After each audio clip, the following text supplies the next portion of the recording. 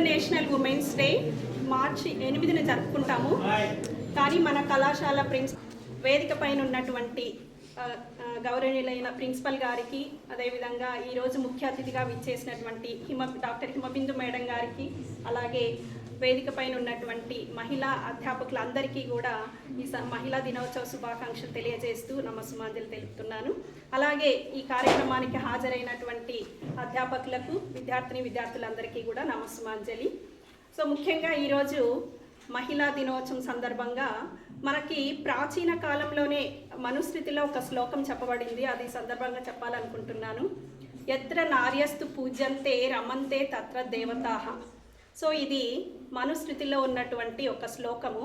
ఇది మనకి ఏమి ప్రతిబింబిస్తుంది అంటే, ప్రాచీన కాలంలో మహిళలకు ఎంత సమున్నత స్థానం ఇవ్వబడింది అని తెలియజేస్తుంది.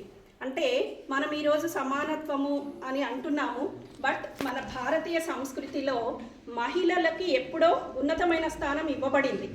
కాకపోతే గమనంలో ఏంటంటే, రకరకాల దండయాత్రల వల్ల మహిళలని ప్రొటెక్ట్ చేసుకోవాలి అన్న నెపంతో వాళ్ళని ఇంటికే పరిమితం చేయటం వల్ల కొన్ని సమస్యలు వస్తూ వాళ్ళు విద్యకి దూరం అవ్వడము, అలాగే సమాజంలో వాళ్ళ పాత్రకి కొంతవరకు దూరం అవ్వడము జరిగిందనమాట.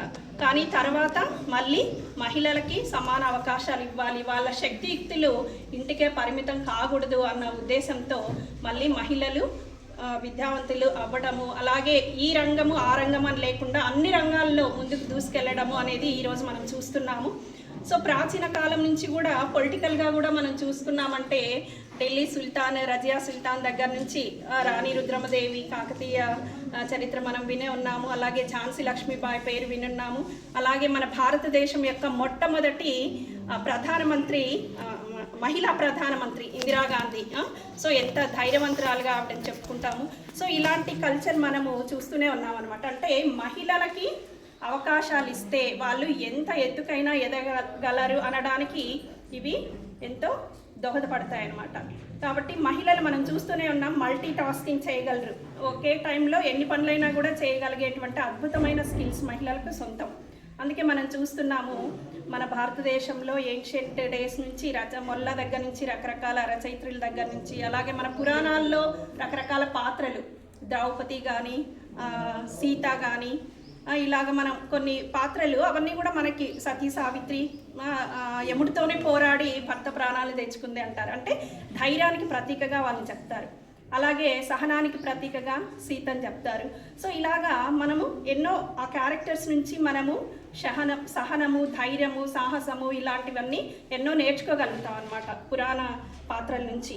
సో అలాగే మనకి ఉన్నటువంటి రకరకాల సైంటిస్టులు అప్డేటెడ్గా ఈ రోజు వరకు మనం చూసుకుంటే కల్పనా చావ్లా, సో అంతరిక్షంలోకి వెళ్ళినటువంటి మొట్టమొదటి మహిళగా మనము కల్పనా చావ్లాని చెప్తాము. అలాగే ఈ మధ్య మనకి టెస్సీ థామస్ పేరు బాగా వినిపిస్తుంది. అలాగే చంద్రయాన్ టైంలో రితు కరిదాల్ పేరు కూడా బాగా వినిపించింది. సో ఇలాగ వీళ్ళంతా కూడా మహిళలు అంతరిక్ష రంగంలో కూడా ఏమాత్రం తీసిపోరు అని చెప్పడానికి ఉదాహరణగా చెప్పుకోవచ్చు అనమాట. అలాగే టెస్ట్ ట్యూబ్ బేబీ చెప్పుకుంటే మనము 1982లో అనుకుంటాం మొట్టమొదటి టెస్ట్ ట్యూబ్ బేబీని మనం చూసాము. సో ఇందిరా హిందూజా ఆవిడ టెస్ట్ ట్యూబ్ బేబీ సృష్టికర్తగా చెప్తారు. సో ఇలాగ ఈ రంగము ఆ రంగము అనకుండా ప్రతి రంగంలోనూ మహిళలు దూసుకెళ్తున్నాం అనమాట. కాబట్టి మనము ఈరోజు సమానత్వం గురించి ఆశించేటువంటి పరిస్థితిలో మనం లేము. సమానత్వం కోసం కాదు మనం పోరాడాల్సింది. మహిళలు ఎప్పుడో పురుషుల కంటే కూడా ఉన్నతమైన స్థానంలో ఉన్నారు. పురాణాల దగ్గర నుంచి ఈ రోజు వరకు కూడా పురుషుల కంటే ఆల్వేస్ సుపీరియర్. అట్లీస్ట్ సమాన అవకాశాలన్నా ఇవ్వండి అని మనం ఈరోజు కోరుకునేటువంటి పరిస్థితి ఉంది. కొంతవరకు మనము పాలిటిక్స్లో 33% రిజర్వేషన్ మొన్న మహిళా దినోత్సవం సందర్భంగా దాన్ని పెంచుతున్నట్టుగా అనౌన్స్మెంట్ కూడా వింటున్నాము. సో ఈ రకంగా మనం మన హక్కుల కోసం కొంతవరకు పోరాడి సాధించుకోవాల్సినటువంటి పరిస్థితి ఉంది. సో మహిళలు ఎక్కువ ఉద్యోగ అవకాశాలు తెచ్చుకుంటూ పురుషుల్లో నిరుద్యోగాన్ని పెంచుతున్నారు అంటున్నారు. అది ఏమాత్రం కరెక్ట్ కాదు. సో ఎవరి అవకాశాలు వాళ్ళు అందిపుచ్చుకోవాల్సిందే. మహిళలు కూడా స్వేచ్ఛని, సమానత్వాన్ని ఎంజాయ్ చేయాల్సిందే. సో ఈ భూమిపైన పుట్టినటువంటి ప్రతి పౌరులు ఒకటే, వాళ్ళు స్త్రీలు కానీ పురుషులు కానీ. కాబట్టి ఎవ్వరు కూడా మహిళల్ని తక్కువగా చూడొద్దండి. మహిళల్ని ఉన్నతంగా చూడటం అనేది కుటుంబం నుంచి మొదలు కావాలి. సో ఏ కుటుంబంలో అయితే మహిళను గౌరవంగా చూస్తారో ఆ కుటుంబంలో పెరిగినటువంటి స్త్రీ చాలా స్వేచ్ఛగా, చాలా ధైర్యవంతురాలుగా ఉంటారు. కాబట్టి స్త్రీకి అన్ని అవకాశాలు కుటుంబం నుంచి అందించాలని కోరుకుంటున్నాను. అలాగే కళాశాలలో కూడా మనం ఈ ఇయరే చూసాము ఎన్ని స్కిల్ కోర్సులు మహిళలకి పిఎం ఉషా స్కీమ్ కింద.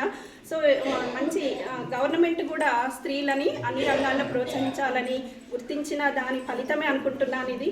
కాబట్టి మహిళలు తమకున్నటువంటి అవకాశాలను అందిపుచ్చుకొని మీరు మరింత ఉన్నత స్థానానికి ఎదగాలని కోరుకుంటున్నాను. అలాగే ఎక్కడో ఒక 10% ఫ్రీడమ్ని మిస్యూజ్ చేసే వాళ్ళు ఉంటారు, వాళ్ళని పట్టుకొని మహిళల్ని కించపరచొద్దండి దయచేసి. సో మహిళలు అందరూ కూడా మంచి వాళ్ళే. ఒక 10% అట్లాంటి వాళ్ళని మీరు పరిగణలోకి తీసుకోవద్దండి. సో మహిళల్ని గౌరవించండి. ఒక కుటుంబంలో మహిళ విద్యావంతురాలైతే ఆ కుటుంబం అంతా బాగుపడుతుంది అంటారు. కాబట్టి మహిళల్ని గౌరవిద్దాం. గమనం నీవే, జననం నీవే, సృష్టివి నీవే, సృష్టికర్తవు నీవే, కర్మవు నీవే, ఈ జగమంతా నీవే. సో భగవంతుడు